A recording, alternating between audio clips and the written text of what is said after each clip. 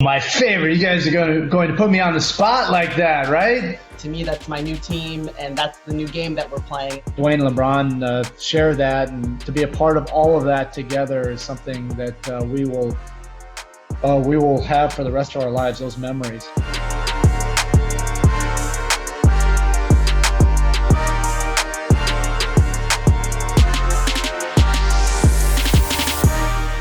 We're going to do and how we're going to do this today is we're going to answer your questions. I'm going to put those questions to Erik Spoelstra, to Maria Taylor, ask them about their careers, the Miami Heat, Maria Taylor's career on ESPN, all those questions. But also feel free to ask them questions about some things you might be feeling right now, about challenges they faced in their lives that they continue to face.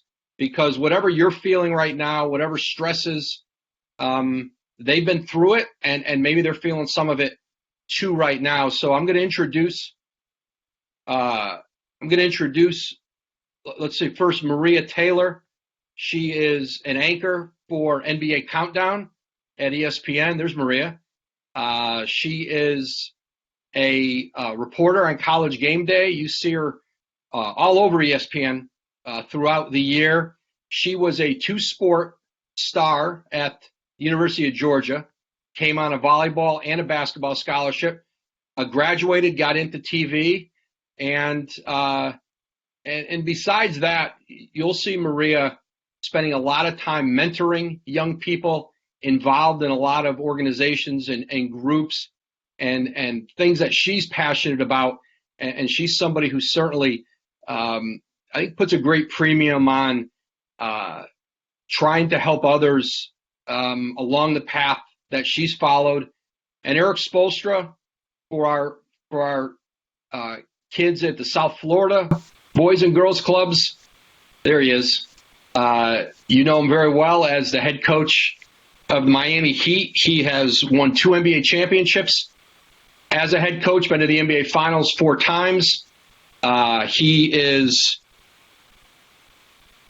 523 career wins in the NBA, 118 in the playoffs. He's worked for the Miami Heat since 1997. He's been the head coach for 12. This is, I think, his 12 years now.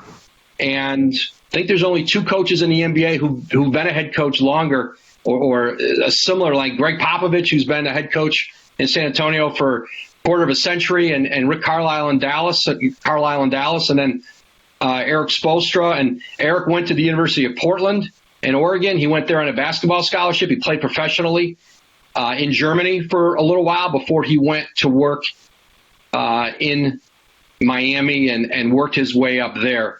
And so I'm going to start it, I'm going to throw it out to Erik and Maria. First of all, guys, thanks for jumping in with us. First question for you two is, how have you handled life in quarantine? How have you been able to keep your patience, your sanity here through the last couple months? Go ahead, Maria. Thanks, Erik. Good question, Woj. First of all, thanks for having us on. This is a great idea and so happy to be a part of it. This is awesome for all of you students that are watching. Been in your shoes. I remember those days, and sometimes I wish I could go back. But Woj, what I've been doing is honestly spending a lot of time at home. The room that I'm sitting in now, I painted. That was like my first project that I did, because we're so used to being go, go, go all the time. I mean, usually we're on planes 2 or 3 times a week, or that's how I am for work. So it's been trying to find things that keep me busy, reading a little bit more, and obviously trying to work out every day. I think that's important, even if that's just walking up and down the street. I've been doing a lot of that. And as you know, we're still doing a couple of NBA countdowns, but we call them stay-home editions. So they look just like this, where we're having conversations with you, Woj, or Jalen, Jay Will, and Paul Pierce. So we're finding ways to adjust to our new normal now. Hey, Woj, thanks for having me on. It's a pleasure to be a part of this. Maria, hi. Good to see you. Can you all hear me? Yep, hear you okay. Great. Yeah, good. So we've been spending our time at home, here in South Florida. My wife and I, we have 2 kids under the age of 2. So my oldest son, he had his second birthday at the end of March in the quarantine, and he had no idea that we were all going through a quarantine. And our youngest son just turned 5 months 2 days ago. So we've been really spending a lot of time at home chasing those two little guys around. I had probably in the second week, we had some coaches meetings, and we had a bunch of things that we had planned. All right, we're going to do a lot of reading, going to work on these projects. We're going to watch these game films. We're going to see if we can get our team better for, hopefully when we come back. And then by week 3, we had a coaches meeting, and we all have young families. So my coaches that are doing homeschooling, they're like, hey, I have no time. I'm spending all the time on schooling, and my wife used to be a teacher, so our respect for teachers out there is so much more, 10x what it was before, and we had a lot of respect for the whole teaching profession. And then myself, I usually have about a 2 or 3 hour block of time in the afternoon to take calls, communicate. I feel like that's my biggest responsibility right now, is to connect our group, to communicate messages from the staff, from the Zoom meetings that I've been in with our front office or the league, and try to communicate that to the players and to our coaching staff as much as possible. I feel like that really is probably my purpose more than anything right now going through this. And then, as a head coach, I'm usually used to somewhat being in charge, at least, organizing. I've learned pretty quickly here at home that I am really just here to serve and here to help. So that's been an adjustment. And I'm in my home office right now. I did rearrange my bookshelf. That was nice. That was one of my projects, and that took about a half a day, which was nice. I want to stay with you on this one, Spo. You're used to, essentially as a head coach, you have homework. You go home and you watch tape at home. Sometimes you prepare, but very often you're in your office, you're with your staff, everyone's together. And obviously students now are at home, and it feels out of place. Classes aren't what we would normally expect, and the interaction you have with your teachers isn't the same. What advice do you think you could give about trying to make the environment you have something that is still going to be productive and I guess learning to adjust and maybe trying to stay focused when maybe there's a lot more stuff going on around you than normally you would have to deal with to get the task done? Yeah, I think, it's interesting you bring that up, Woj, because this is something that my coaching staff and I were just talking about with our families. Really, this is an amazing opportunity to be home and to do the things that we're normally doing that were a day-to-day routine, and still do the routine, but to be able to do it at home, to be able to do it with our loved ones. I know sometimes you don't always want to have the parents around when you're doing school and have to do some homework. But it is fun being able to do it maybe in your room, or being able to do it at the kitchen table, and to be able to have your favorite dog or pet or cat around while you have to work on your math skills or English or foreign language, whatever the case may be. This is a unique time. I'm enjoying being at home and still being able to work. Obviously there's a lot of home duties, but we're still able to use technology in a new way to be able to meet on whatever platform and connect and see face-to-face with my staff or players, and have one-on-one meetings or have group meetings. I think that's fun. And if I were young and I was a student and I was able to still be able to connect through technology in school, I would really enjoy that, being at home for this period of time. I would miss being at school, but I would enjoy this as well. And then the more efficient you are and the better you are at studying, the more time you have for video games. And that is another technology that you're able to really connect. And my nephew is 13 years old, and it seems like he's connecting more through the video games. now with his friends than any other phone app or anything else like that. No, it's great, Erik. And I'm going to start right with we've got some questions already for both Erik and Maria. But Maria, I'm going to start with a question for you. Maria, at Georgia, you were a great athlete, basketball and volleyball, it's noted. As a retired athlete, how do you scratch your competitive itch? Ooh, good question. Okay, so I honestly feel like every time the red light comes on the camera, it's like a match started or a game started, because it's live. You're doing it live, and in a lot of ways, you're going to make mistakes. You have to roll through it. I always say that as athletes, we learn how to fail fast. So you learn how to miss a layup, but you got to go back and get a rebound. You got to play defense, and you got to be prepared to hit the next one. So those are some of the things that I learned as an athlete that you learn in TV. But I'll be honest, when I first finished at Georgia, I had opportunities to play overseas. And I chose to start my career. I started working at the university, and I was doing radio for women's basketball and radio for volleyball, and I missed it a lot.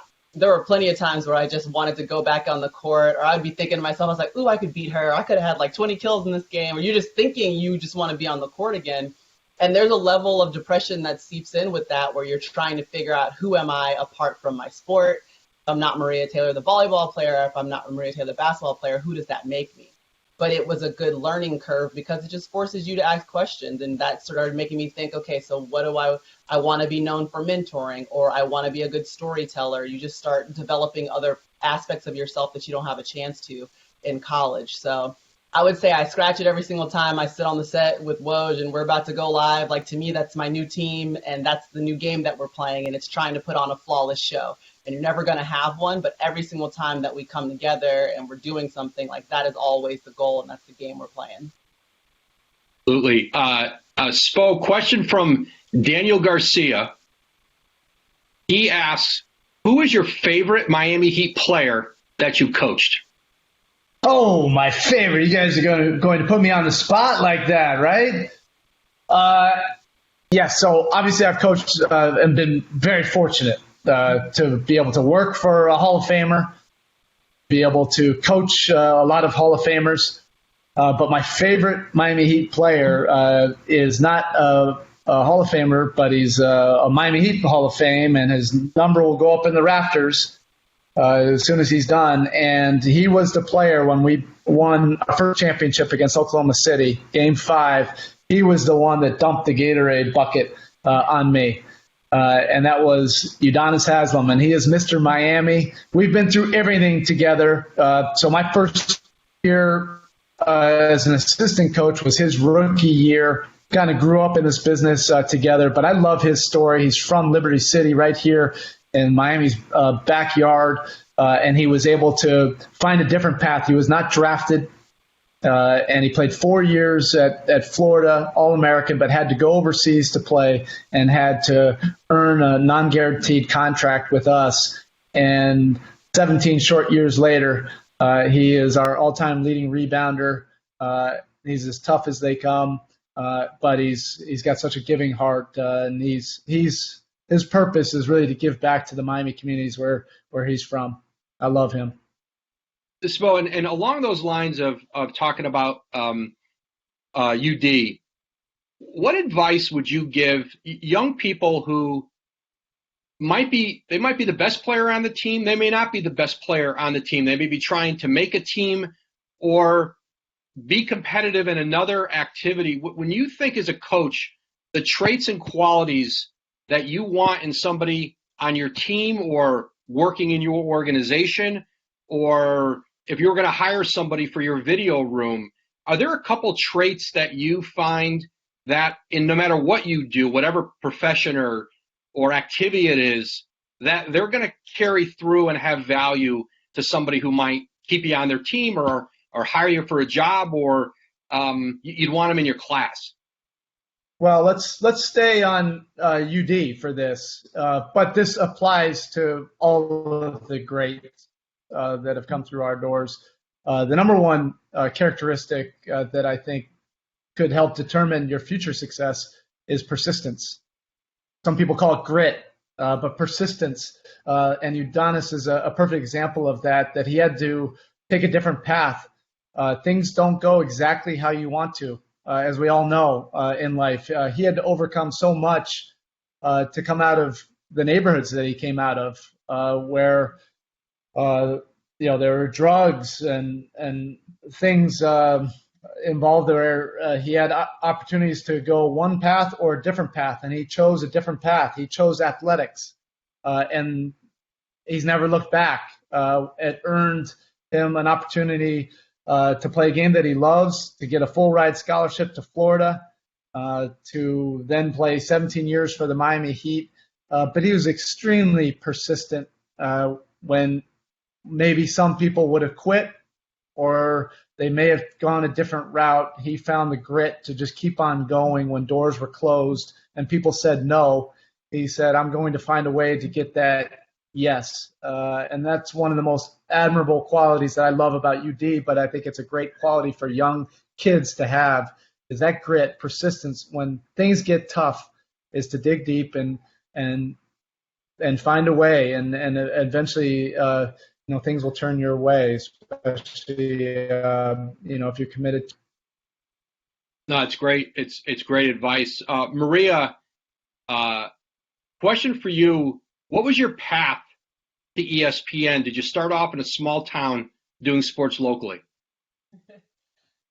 Well, it's funny. My broadcasting teacher at Georgia, they said, there's no money in sports. You'll never make money in sports. You'll never find a job. It'll never work out. But their big point was a lot of people going to news, broadcast news was the major. And you do start in very small cities and you're supposed to grow that way.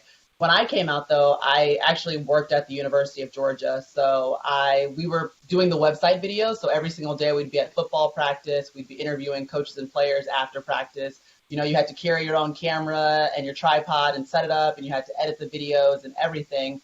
But it was a good learning experience because it put me in front of a lot of different coaches. You're at SEC Media Days for college football. You're at the conferences media days for basketball.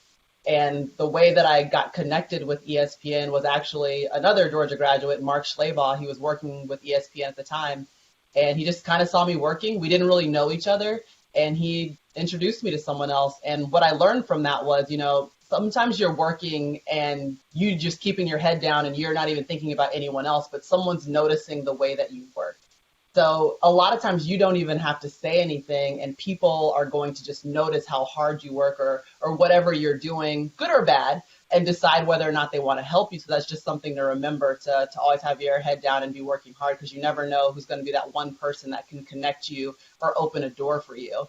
And he really did. He introduced me to an ESPN producer at a SEC football media days, and that turned into one college football game and 3 volleyball matches. And they said, if you don't mess up when the red light comes on, we might have you back for some more. So every year it's kind of grown on itself, but it literally all started with working at Georgia and barely making any money and living in Athens and trying to make it work. My parents are like, why didn't you get a real degree?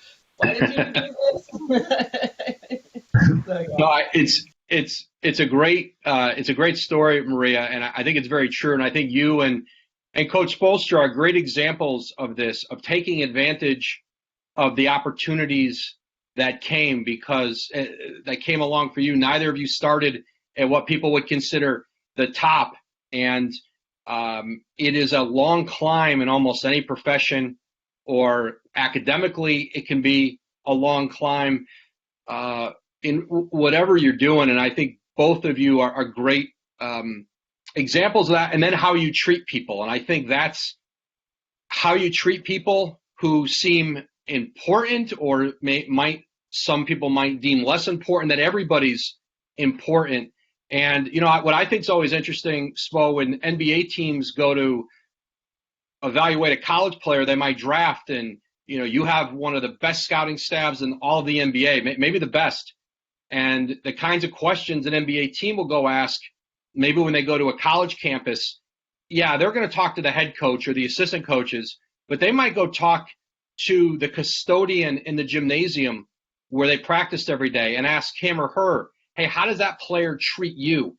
And a lot of times character is revealed. I think there's a famous saying that, how you treat those who can't do anything for you, is really a measure. And I think Both of you are examples of that. And like you said, Maria, you never know who's watching, who's paying attention.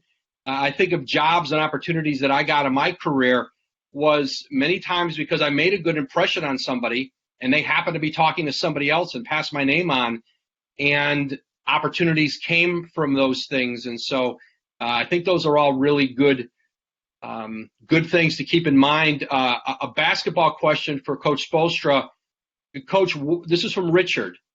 What in-home workouts would you recommend since we can't go outside?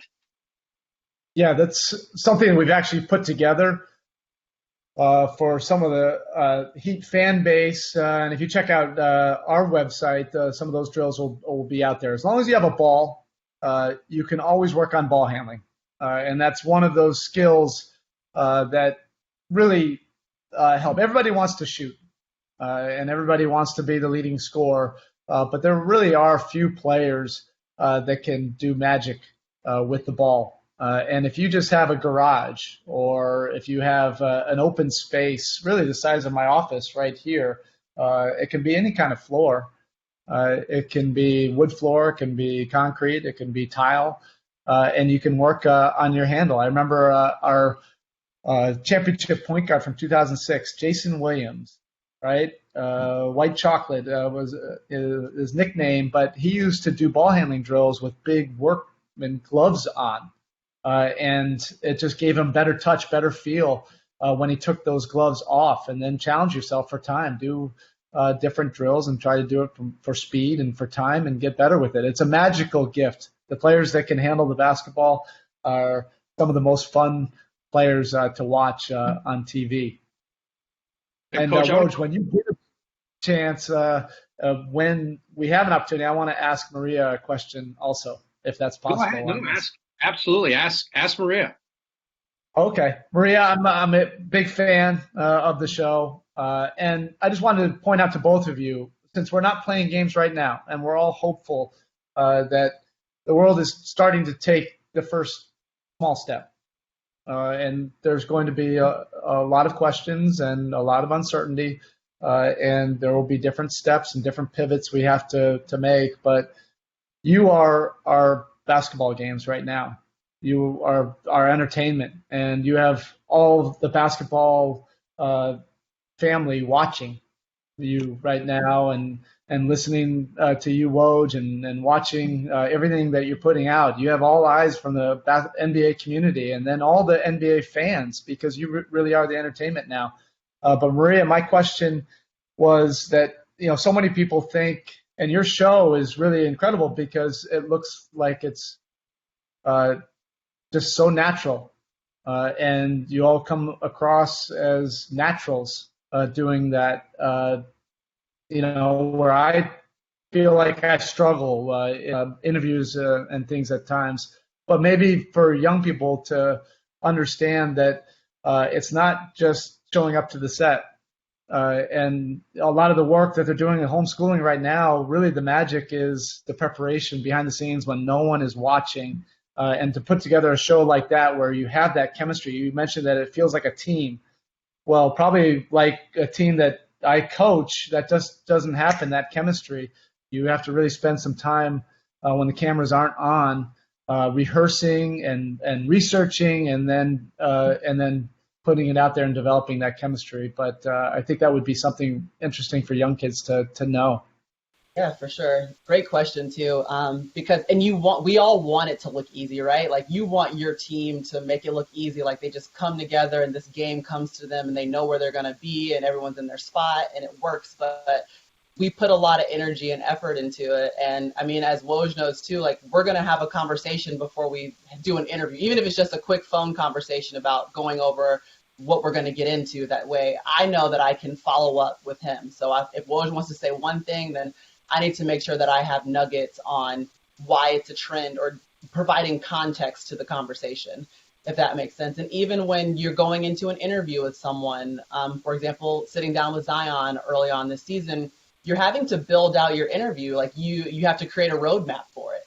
And I write out every single question that I'm going to ask, even if I'm not looking at the paper during the interview. But you want to make sure that you're giving him context. You're talking about I'm going and listening to every interview he's done before. I'm on his social media trying to see, okay, what has he said? What has he done? Going all the way back to high school before you sit down with someone. When we're getting ready for shows, we have something called rundown. So we might have 6 or 8 pages of a piece of paper telling us exactly where we're going in each conversation. And I need to be prepared with the information. So I need to come with the stats for Steph Curry, or I need to know who's on the winning streak, who's on the losing streak, who's 2 games up, who's 2 games back. Why does this game matter? We're trying to let everyone know. And so you're right. If some of that stuff isn't second nature or it doesn't come to you quick, when the conversation takes a big shift because Jalen wants to go over there and talk about instead of whatever we were supposed to talk about, then I won't be ready to pivot with him, And so my role is a little bit more of a point guard, or for College Game Day, Reese would be our quarterback because they're the host of. And then everyone else has a very specific role that we have meetings and we talk about them before going on shows, just like you guys have coaches meetings and you have conversations all the time. Yeah. And I think, and that's a great point, Maria. I think understanding your role, just like when Coach Spoelstra was putting a team together and players start to establish roles, coaches are establishing roles for players. Everybody wants to be Jimmy Butler. They want to be Dwayne Wade. They want to be the guy who's an all-star, who's going to have the ball in his hands at the end of the game to take the winning shot. And the people who have, and not everyone's going to be that player. And I think for Coach, the guys who defend, who rebound, who set great screens, and it's true in our world. Listen, my role on that NBA Countdown show is I didn't play in the NBA. I didn't coach in the NBA. I don't have that perspective. But what I can deliver and what I try to deliver is information about maybe trades, issues that are going on in the league, and then I do my reporting and share that information on air. Jalen Rose can sit and talk about what it's like to defend Kobe Bryant, and that's his role and his expertise. And Maria, this is what I always say about playing with Maria. It's like playing with a great pass-first point guard, and she's moving the ball.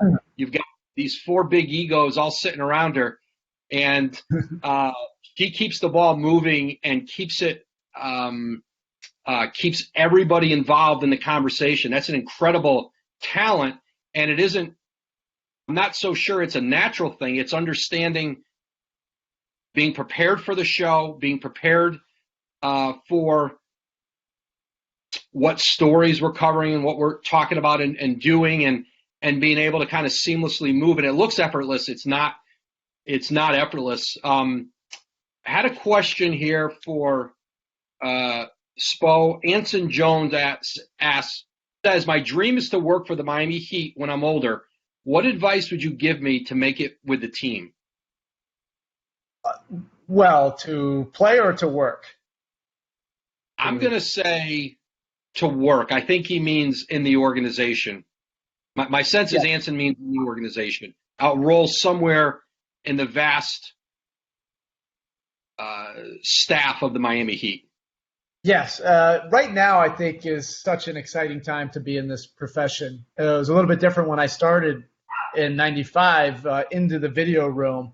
There weren't as many jobs available. And now there's just seems to be opportunities to work internships on the business side, in marketing, in public relations, in media, in the video room, in basketball ops. There's just so many different avenues, and it's exciting. I think there's a lot of really cool role models too. I think if you are 12 years old and your dream is to play in the NBA or to work in the NBA, you have role models that you can look to. Right now in the league, just in terms of coaching, there is such variety now, and you have coaches that have played in the league. You have coaches that used to be head coaches, maybe were always in the league somehow, some way. You have former video coordinators. You have female coaches. You have foreign coaches from every country you can on this planet. You have former broadcasters, former college coaches. I just think that diversity is really fun. It's really bringing a great diversity to our game. There are a lot of opportunities if you're willing to learn, willing to work, willing to be humble, and to be open to growth in a lot of different areas. And I think if you're a 12-year-old girl right now, this is a really exciting time. You could have dreams of being like Maria on television, or being a coach in our league, or working in the front office in our league, or taking a route to the WNBA, or wherever it takes you. I just think it's really exciting. It's going to get better. We're still not where we want to be in terms of diversity, but it's a lot different now than it was 20 years ago, and I think in another 10 years it's going to be even better. So it's exciting, and those dreams are great. And really, I love hearing about dreams of working in the league, and it can happen. And Maria and I are perfect examples of that. Absolutely. This is a question for both. This is from Carolina Rodriguez, who asks, do you guys think you've gotten closer to your families during the quarantine? I'm going to go with for better and worse. Yeah, exactly. I've kept my niece for like 2 weeks straight, and my brother is so happy that I'm home because he's like, you never get to see her, you're always on the road, and he just drops her off and leaves, and I don't see him for a week. He's 3 years old and running all over the place, but it's been fun to at least be able to be home and like finally be an aunt and not be the aunt that's like she's taking a picture by a TV saying that she's seeing me. And then obviously being around my family, being around mom, dad, sister. We're at the point now where we need like breaks in between. We'll spend the weekends together, but the weeks apart, so that everyone can stay sane and then come together. So if you have any ideas for Mother's Day, I need to find a good Mother's Day gift for my mom. She's been great while I've been home. How about you, Spo? I've really enjoyed watching my mom figure out what FaceTime is. And so obviously I won't say how old my parents are, but they were always just phone call people, and they wanted landline phone calls. So, lately it's turned into, iPhone calls, and then now it's just been FaceTime. And that's been one of my favorite things of this quarantine, is seeing my mom all the time now on FaceTime. She loves it. She can't get enough of it. This is a tough question here for you, Coach Spoelstra. Leighton asks, how do you hold your staff accountable during this pandemic? We are communicating. Like I said, we have our staff meetings 2 or 3 times a week. It is not really necessarily me holding them accountable. Look, we're the Miami Heat. Our staff knows how to work. We know how to grind. We know anything worth doing is worth overdoing, from our standpoint. We know how to go down that road. And I think this is such a unique time in our history. It's not about that. This is bigger than even basketball. It's bigger than our work ethics. It's about keeping each other positive, staying connected, telling funny stories about what's going on at home, and then we're still working and doing a lot of that just to be able to stay on routine. Just like the kids listening, doing the homeschooling. Probably one of the most important things during this for all of us is just to get on a normal routine. Don't stay up later watching Netflix, till 3 or 4 hours later than you normally would. Go to bed when you typically would if everything was normal, and try to wake up and do your normal routine. And that's what we've tried to stick with, knowing that it's a little bit different, obviously, with the home dynamics with kids and stuff. Yeah, this is a question I want to ask both Erik and Maria. In sports, you have to learn how to manage stress. Coaches do, players do. There are a lot of high stress situations that come in a lot of forms. What are some of the maybe some of the techniques or success you have found in being able to manage stress, finding people to talk to about stress that might even be outside of your, even when you were younger and coming up, even if it was outside of your house, whether it was somebody at the Boys and Girls Club, a guidance counselor at school, coach on a team, a teacher. And I think maybe especially now when maybe you're not in physical contact with those people every day, but to still be thinking, hey, there's some people I could reach out to if I've got some questions or something. Maybe I need some help with something. I think for me, and I'll just go back to when I was in high school, guys, I was the most awkward kid. Like, imagine being 6'2" and in the 8th grade and gangly, and I was like the only black girl at my school. Like, nothing made sense when I was coming up. And I definitely found comfort, or I found a person that I could talk to in my volleyball coach. And it wasn't my high school coach, it was my club volleyball coach. We would go down, I played in inner city club volleyball, so we were the only all African American team. And he would always ask questions like, how do you really feel? Like, how are things going? And I always felt as though I could tell the truth about what was going on and had great advice. And so I think you have to find those people that you feel comfortable talking to, obviously, and that are going to lead you in the right direction. I think those people are around. They could be a teacher, it could be a principal, obviously, like we said, it could be a coach, or if you're in the Boys and Girls Club, there's someone that's working in that building. Everyone is there to help and support you and wants to make things easier for you. And so I found out very early how important it is to just vocalize the issues that you're going through, because a lot of times grinding it away in your head is going to only amplify the problem or make it worse. And so at every level, I could certainly say that there's someone I talked to. When I got to Georgia, it was Carla Williams. She's now the athletic director at the University of Virginia, but she was the person that I went to with okay, I'm just not sure I want to change my major, but what does that mean? And then if I want to work in sports broadcasting, what do I need to do? It was also my basketball coach while I was at Georgia. And being able to have those people, it's great. My parents are great, love them. But to be honest, I don't always listen to them. And there's things you don't want to share with your parents sometimes. So you have to find that other person. And it's okay for them to come in sport or in some other way. But make sure you have a good support system, especially during these times, because it's hard. We're alone. Your schedule's a little bit different. And if you're feeling differently, then feel free to have a conversation with somebody. Yeah. And which I think it's important, not only for young people, but for everybody to understand it's okay to ask for help.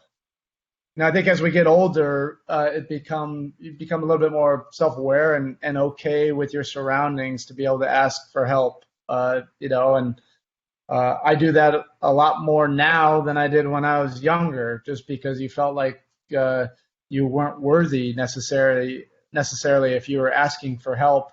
And I wish I would have. My biggest mentors and most impactful mentors of my life have been my coaches, always, through junior high school, college, and even working at the Miami Heat with not only Coach Riley but Stan Van Gundy, Ron Rothstein, Bob McAdoo. They were big time mentors for me even as an adult. But it's interesting going through this quarantine. My wife used to be a 7th grade teacher, and now she hasn't taught now for I think 3 or 4 years. But a lot of the students now are reaching out to her via social media, saying thank you for pushing me hard, or the good days and the tough days. And she had some great relationships with some of her students. But I think if I had to do schooling over again right now, I would certainly ask for help more from my teachers. And it doesn't just have to be about your math class or English class. It can also be about what's happening, away from the school, or maybe something with your family. Teachers want to help, and it's a beautiful profession, and they're there to help and serve, the mission of great people coming up. That's great, Spo. Valerie Sanchez asks, essentially what she asks, what do you guys think about homeschooling? I know, Maria, you're seeing it with perhaps your niece.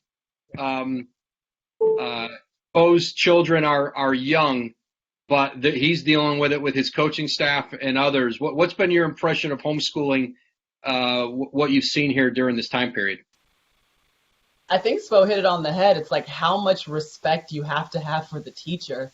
Like 10 times, 100 times I don't even know how to get my niece sometimes to sit still for long enough for us to sit and have a conversation about reading a book or to go through her colors. So I just feel like there's an incredible respect that I've gained, which you already have, but it's tenfold now. And I also think that there's something interesting about it and being able to weave in some homemade things. We've worked on, okay, so if we're going to do colors, we're going to just go get all the pans out and we're going to talk through all the colors of the pans and the cups or something like that. Like we're trying to change it up. We're trying to be creative. We're taking chalk outside and doing new things. But at the same time, I know that whatever education I'm trying to give my niece pales in comparison to what she was getting in school. Can't wait for her teacher to be right back next to her because she needs that. All right. I don't want to sound too old, but it looks fun to me. All right. So if you're homeschooling, like first of all, you're not at school for 8 hours. The homeschooling seems like it takes place in 3, maybe 4 hours, and it looks fun. Or less. It seems. Yeah, maybe a couple hours, focused, intense, work, but you get to watch. The technology makes it more fun. Back in the day, we would have our heads in a textbook. That wasn't a ton of fun, and trying to memorize lines and stuff. But now you get to watch. It's interactive. You get to watch videos, see graphs, like look at different things on your screen. I think it just keeps different parts of your brain activated in a different way than just putting your head in a book. Now, reading is also a great joy, and that's one of the great gifts I got from my father was, to build a library, like I talked about. That there's nothing better than the education you get from school, and then if you have an opportunity to get an education in college, but equally as important of an education is finding the love of books, and that's why I spent I don't want to show the basketball stuff. So the books are what it's like you can tell it's like my pride and joy. It's a lifetime full of books I've collected, and it's something I have a lot of pride in, and they keep me company. Okay, this again is I think for both Maria and Spo. This is from an adult who's on with us. Jeremy Murphy is a club director in Chicago at the the Union League Boys and Girls Club. They serve kids 6 to 18 years old. Jeremy says, my staff are mentors, coaches, father figures, mother figures. What is the best advice you would give the staff that's working with youth from disadvantaged homes and neighborhoods? Hey. Did you see that? That was Dante. Go ahead, Maria. Sorry. This is live broadcasting now, right? You want me to run through that one again, Eric? Yeah, Maria, you take it off. You start it off. So Jeremy, right? Jeremy Murphy in Chicago. Yeah. Best advice to give staff that's working with youth from disadvantaged homes and neighborhoods. Thanks for everything that you do. I think one of the biggest things is recognizing, and I actually have some conversations about this with people who are in higher education when you get to the college level, but understanding what that child or student is going through at home. So even the example that I have is I've been working with Carlette at the University of Virginia. When you're talking about kids that are first generation graduates from college, or it's their first time going to college, they're going to have certain issues. They're going to run into things that you would think that someone would already know, applying for certain grants, or this is what your schedule is supposed to look like, just very simple things that just the generation before them wasn't able to pass down to them. So like kind of almost understanding those restrictions, those hurdles that are going to be in their race that might not be in someone else's race is really big. And communication is just so big. Like you never know what's going to be the day that you're able to break down a wall with a kid that you've had around you for 2 years or 3 years, and then today is the day that they finally want to have that conversation about their future or what they're looking forward to. I also think just constantly drawing on or showing them role models or the things that they could be, so it's not this, a lot of times if you're coming up in a disadvantaged area, you're only looking at one thing. I work a lot in the inner city in Atlanta, and so there's just one version of success that they've seen. So how many different versions can they be exposed to? How many different people could they meet or be brought around or hear from and things like that? And it makes such a big difference. Look, just to add on to that, what you do, it matters. It really is so meaningful, and your hearts that you pour into it it's gold. And I can speak from my locker rooms, from the men that have made it to this greatest league of only 450 players, that so many of them tell stories about how their life changed course because of a seventh grade teacher that believed in them or gave them a vision of what could be, or steered them on a different path to look at things in a different way, inspired them to be able to become more and be different, and to embrace that, and then to chase big dreams. So it starts with the leadership of teachers, and we're inspired by you. And those are my favorite stories, are the stories from our players when they've had somebody impact their life when they were young, where maybe it would have been different if it wasn't for that teacher. That's fantastic, and I certainly echo those sentiments of what you guys are doing in communities all around the country. I'm a product of Boys and Girls Clubs. It was a huge part of my life growing up, and I think of some of the best role models I had were within those walls. We really got time for maybe one more here. Erik, I've gotten so many LeBron, Dwayne Wade questions. I'm going to just turn them into one. What was it like to coach LeBron James and Dwayne Wade? It was exhilarating. First of all, I never even really thought that I would necessarily have an opportunity to be a head coach in this league. Like I said, the role models were different in the 90s than they are now. So I was just really felt grateful and blessed to be able to work for the people I do, Mickey Arison and Pat Riley, and then to be able to have an opportunity to coach Hall of Fame players. But they were electrifying during those 4 years. LeBron continues to reinvent what age is. It's just really a joy to watch. Really, he has the fountain of youth, and he finds a way to continue to get better. But those were fun years. Those 4 years. I enjoy every single year in coaching. I love the challenge of being able to coach different teams and different puzzles and different kinds of personalities. I want to be able to do this forever, and it just goes by so fast. But those 4 years, they went by like that. They really do. They've been, showing those games on TV, on NBA TV, and it feels like a different era of my life, but they bring back such great memories. And to be a part of those teams, it's fun, like going on a text chain after with a lot of the guys when we're seeing some of the highlights, but also to be a part of the competition, playing against Oklahoma City and then playing in those epic series against San Antonio Spurs. We have so much respect for the Spurs organization, and Dwayne and LeBron share that, and to be a part of all of that together is something that we will have for the rest of our lives, those memories. No, that's absolutely. It's really an unforgettable era of the NBA. It changed the NBA in a lot of ways. The teams that you put together in Miami, that you coached, it changed a lot of how the league looks right now with free agency and player movement, and it started with your team in Miami. Guys, we have so many great questions here. We could go on and on. I'm going to leave each of you with just a quick one word. Well, I don't know if it's one or two words. People are very curious about your binge watching habits. If either of you, Maria, have you started to binge watch any shows? Debbie'd like to know that for starters. Okay, so I was someone who let the Game of Thrones pass by them when it was happening in real time, Woj. So I have decided that I have so much extra time that I'm starting from the very beginning and watching every single episode. I will not be distracted. Like, I will sit down and watch the full episode, and I'm hooked.